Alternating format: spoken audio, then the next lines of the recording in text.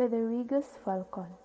There was once in Florence a young man named Federigo, the son of Messer Filippo Alberigi. As often happened to most gentlemen, he fell in love with a lady named Monna Giovanna.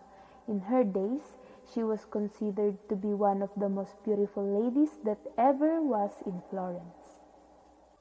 To win her love, Federigo participated in tournaments, organized and gave feasts, and spent his money without restraint. But Monna is a woman who cared little for these things done on her behalf, nor did she care for him who did them. As a result of Federigo's perseverance in winning her love with all of his money, he lost his wealth and became poor with nothing but his little farm and one falcon. He lived his life in Campi and endured his poverty patiently.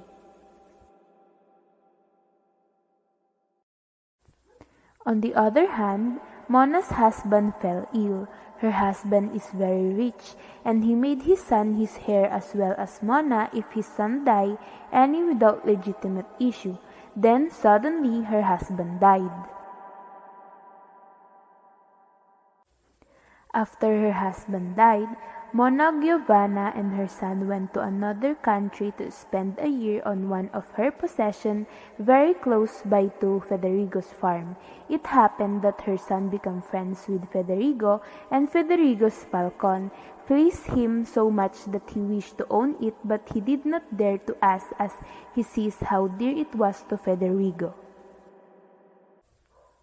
Sadly, the young boy fell ill, and Monna was very worried for him as he was her only child, and she loved him enormously.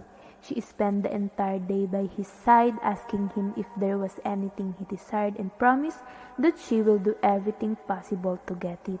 Then the young boy finally said, "Mother, if you can arrange for me to have Federigo's falcon, I think I would be well very soon."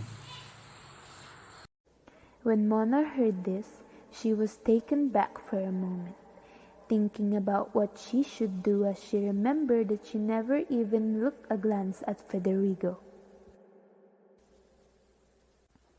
"How can I send or go and ask for this falcon of his, which is, as I have heard, they tell, the best that ever flew, and beside this is his only means of support? And how can I be so insensitive as to wish to take away from this gentleman the only pleasure which is left to him?" But as she thinks about her son, she finally decided to make the young boy happy no matter what.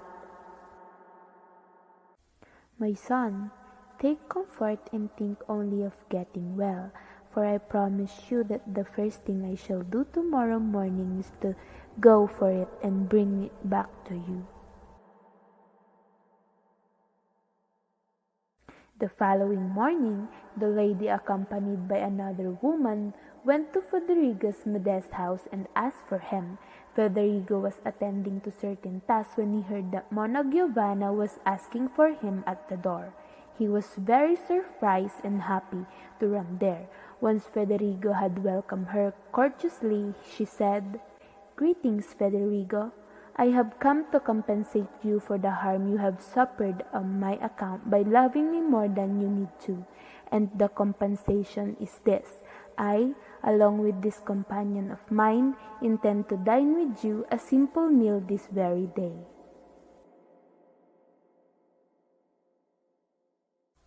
On this particular morning, he doesn't have anything to serve on the charming lady whom he dearly loved. He silently cursed his bad luck not until his gaze alighted on his precious falcon.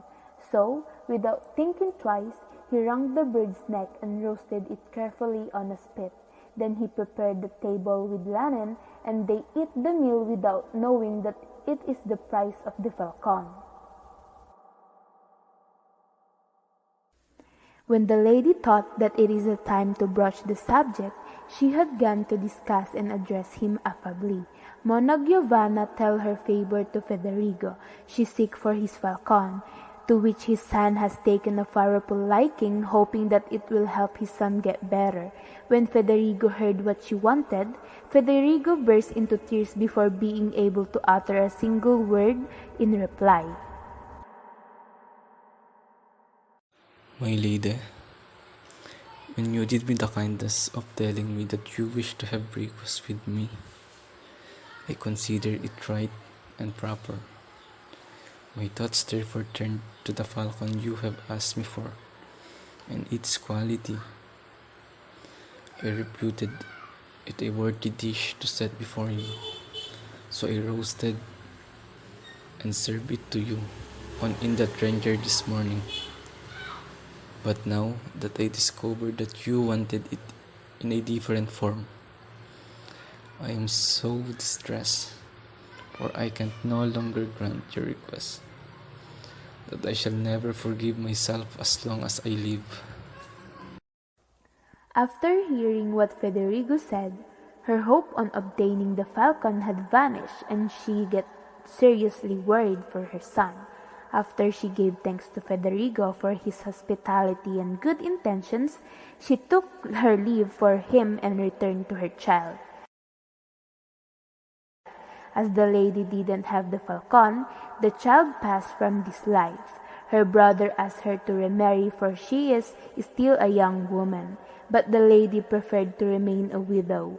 They gave her a little peace in the end, recalling Federigo's high merits and latest generosity, namely to have killed such fine falcon in her honor. Then Sport, finding himself married to this great lady with whom he was so deeply in love and very rich into the bargain, Federigo managed his affairs more prudently and lived with her happiness to the end of his days.